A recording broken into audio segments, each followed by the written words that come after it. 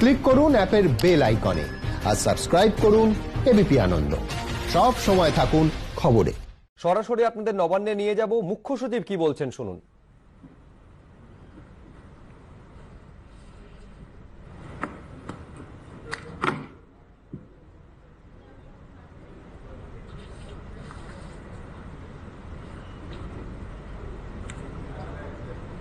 আমি শুরু করছি। সর্বপ্রথমে আপনাদের সবাইকে নমস্কার জানাই। Very good afternoon to all of you. I am addressing you after a long time, so it's a pleasure being with you after some gap, but I am sure when we have other senior officers and Honorable Chief Minister herself talking to you directly, there is no need for Chief Secretary to come in between. So what we did today and the reason why I am here is that we had a long meeting with private hospitals, and we had almost all the private hospitals that you can think of. In Calcutta, we have about 33 hospitals, which included the corporate hospitals also. তারা সবাই এখানে ছিলেন, তাদের প্রতিনিধিরা ছিলেন, তাদের সঙ্গে meeting করেছি। মূল জিনিস এটাই ছিল যে আমাদের গভর্নমেন্ট প্রাইভেট সবাইকে মিলে এখানে তো যে যুদ্ধতে আমরা নেমেছি, সেখানে there is nothing called private, there is nothing called government, everything is মানুষের স্বার্থে কাজ করা।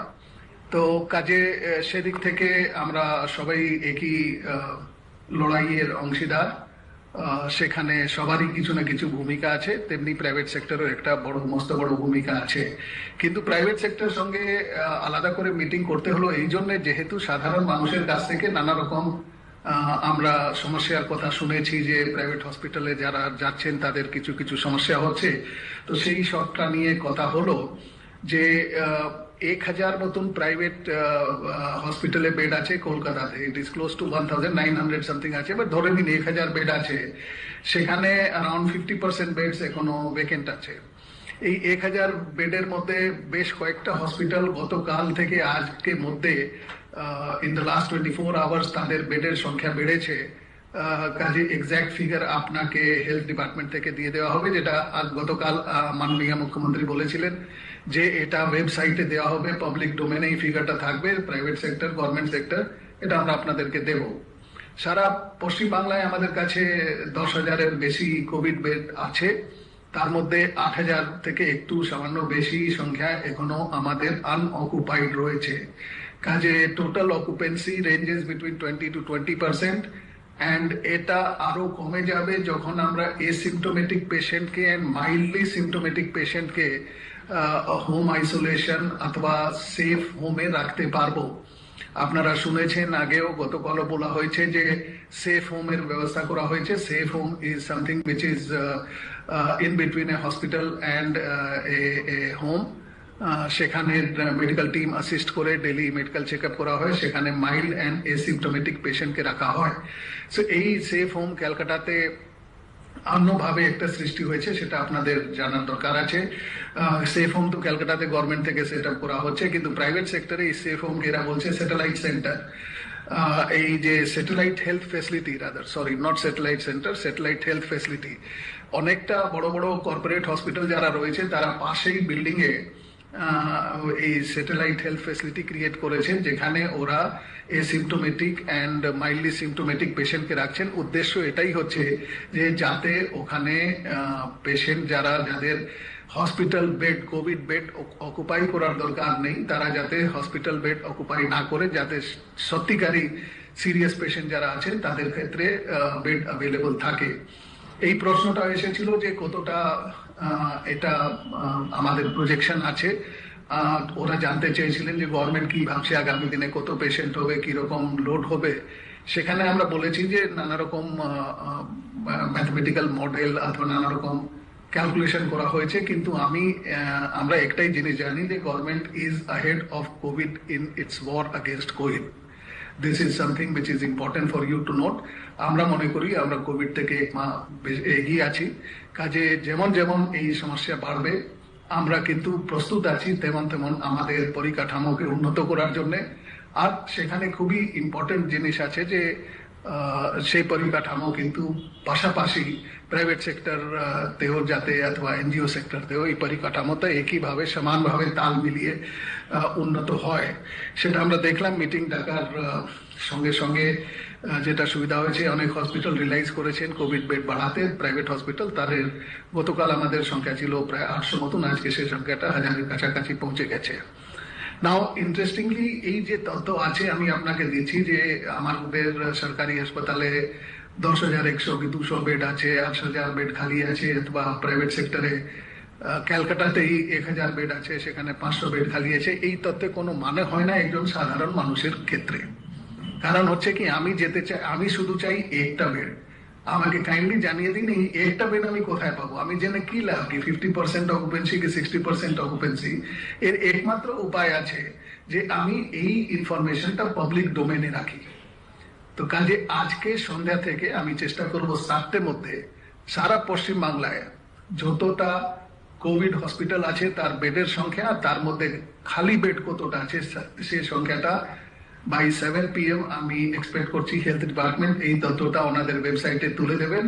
আর তারপরে কালকে আমি ডেডলাইন করেছি, কালকে 11টার মধ্যে within 11 AM the same information will be available from private sector hospitals all over the state. কাজে আপনি পশ্চিমবঙ্গে যে কোনো প্রান্তে আছেন, আপনি কিন্তু by a click of mouse আপনি ওয়েবসাইটে যেতে পারেন, ওয়েবসাইটে গিয়ে আপনি দেখতে পারেন যে কোথায় বেড খালি আছে। সেই বেডটা আপনার উপযুক্ত, আপনার লোকেশন অনুযায়ী আপনি হসপিটালটা বেছে নিতে পারেন। ওখানে বেড খালি আছে, আপনি গিয়ে এটা করতে, বেডটা অ্যাভেল করতে পারেন। পাশাপাশি আমরা এটা বলেছি যে প্রত্যেক হসপিটালকে একটা ডিসপ্লে করতে হবে নিজে কমপ্লেক্সে যেখানে হসপিটাল আছে যে ওনাদের কতটা বেড খালি আছে, শুধু একটা ইনফরমেশন। বাকি ইনফরমেশন জেনে মানুষের খুব বেশি তাৎক্ষণিকভাবে লাভ হবে না। এই কত বেড খালি আছে এই সমস্ত হসপিটালকে এটা ডিসপ্লে করতে হবে। এটা করতে 1 দিন 2 দিন সময় লাগতে পারে, কিন্তু ওয়েবসাইটে এই তথ্যটা আপনি কাল থেকে প্রাইভেট সেক্টর জন্য ইনক্লুডেড আর আজ থেকে আপনি গভর্নমেন্ট জন্য পেয়ে যাবেন। তারপরে কথা হয়েছিল যে ট্রিটমেন্ট কস্ট নিয়ে আমরা বলেছি যে আমরা খবর পেয়েছি যে একজন পেশেন্টকে যদি 7 জন দেখছে তো 7 জনের পিপিই আর মাস্কের যে খরচা হচ্ছে সেটা সেই পেশেন্টকে বহন করতে হচ্ছে, সেটা কিন্তু ঠিক নেই। আবার এটাও ঠিক যে প্রাইভেট সেক্টরকে ওই টাকাটা খরচ করতে হচ্ছে কোভিডের জন্য, কিন্তু আমরা বলেছি এটা ব্যালেন্স করতে হবে। You cannot put all the cost on the patient, because আপনি আপনার মানে প্রোটেকশন জন্য যত রকম প্রোটেকশন ব্যবহার করছেন, the hospital should bear a part of this cost and patient should be asked to bear only a small part of this. তো সেটা আমরা বলেছি যে সমস্ত রকম কস্ট আপনারা পেশেন্টের ঘাড়ে চাপিয়ে দিতে পারেন না। যে ইকোনমিক স্লোডাউন জন্য, লকডাউন জন্য যে অসুবিধা হয়েছে সেটা সবাই ভুক্তভোগী, শুধু প্রাইভেট সেক্টর হসপিটাল অথবা কর্পোরেট হসপিটালই ভুক্তভোগী আছে সেটা নেই। কাজে সবাইকে একটু একটু মেনে নিতে হবে। কোভিড টেস্টিং যেটা ক্ষেত্রে আমরা বলেছি যে আমাদের পশ্চিমবঙ্গে কয়েকটা ল্যাবরেটরি আছে, কলকাতাতে ল্যাবরেটরি আছে যেখানে এই টেস্ট করতে 2800 টাকা নিচ্ছে। আবার কতগুলো ল্যাবরেটরি আছে যেখানে 4500 টাকা নিচ্ছে। 4500 টাকা আপনাদের নিশ্চয়ই মনে আছে যে ICMR থেকে ফিক্স করা হয়েছিল।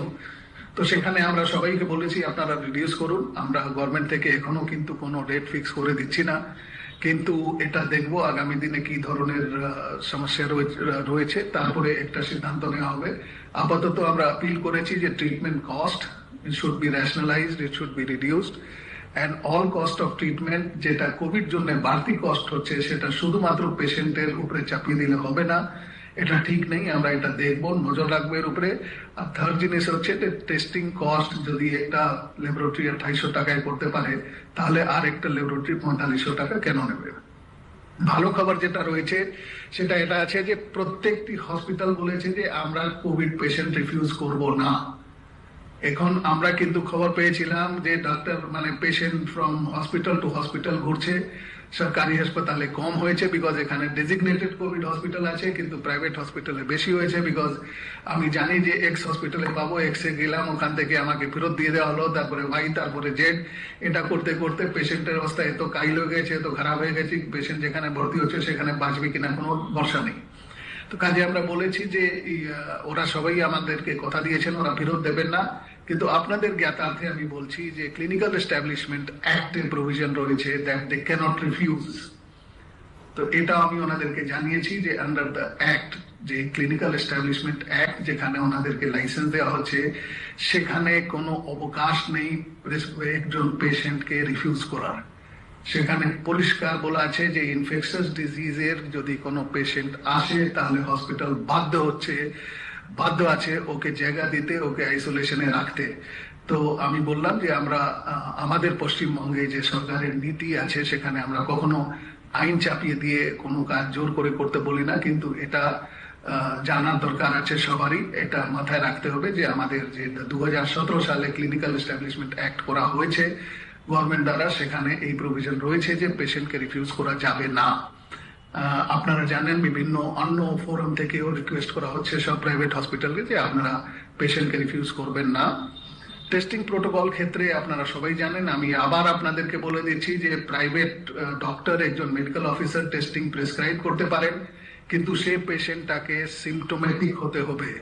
এটা আইসিএমআর গাইডলাইন যেহেতু সবাই পড়েন না, এই জন্য আপনাদের মাধ্যমে আর কয়েকজন যারা আপনাদের মাধ্যমে শুনবেন অথবা জানবেন তাদের ক্ষেত্রে বলছি যে private doctor can prescribe A test but following the ICMR guideline, যেটা সাদা ভাষায় যদি বলা হয় তাহলে যদি সিমটোমেটিক থাকে তাহলে এটা করা যেতে পারে। অনেক পেশেন্ট কিন্তু যে হোম আইসোলেশনে রয়েছেন, এবার আমরা এদেরকে রিকোয়েস্ট করেছি কি আপনারা হোম আইসোলেশন সাপোর্ট জন্য আপনারা বিভিন্ন ধরনের প্যাকেজ কয়েকটা হসপিটাল করেছেন, আপনারা প্যাকেজ সৃষ্টি করুন। বিকজ আমি হোম আইসোলেশনে রয়েছি, আমি জানি না ডুজ অ্যান্ড ডোন্টস কি আছে, কোন অবস্থাতে আমি বুঝবো যে এখন আমাকে হাসপাতালে চলে যাওয়া ভালো। কাজে এই ধরনের যদি একটা সাপোর্ট দেওয়া যেতে পারে ফ্রম প্রাইভেট হসপিটাল, আমরা গভর্নমেন্ট হসপিটাল থেকেও চেষ্টা করছি সাপোর্ট দেওয়ার, তাহলে ভালো হবে। প্লাস আমরা এটাও বলেছি, গতকাল যে মিটিং হয়েছিল অ্যাসোসিয়েশন অফ ডক্টর সঙ্গে, সেখানে বলা হয়েছে যে কয়েকটা জুনিয়র ডক্টর অথবা প্যারামেডিক্স যারা রয়েছেন তাদের স্যালারি কেটে নেওয়া হয়েছে অথবা পুরো স্যালারি দেওয়া হয়নি। আমরা আপিল করেছি আপনারা সব স্টাফকে পুরো স্যালারি দিন, because under the disaster management act government of India এটাই বলেছিল যে স্যালারি সবাইকে দিতে হবে, প্রাইভেট সেক্টর ইনক্লুডেড।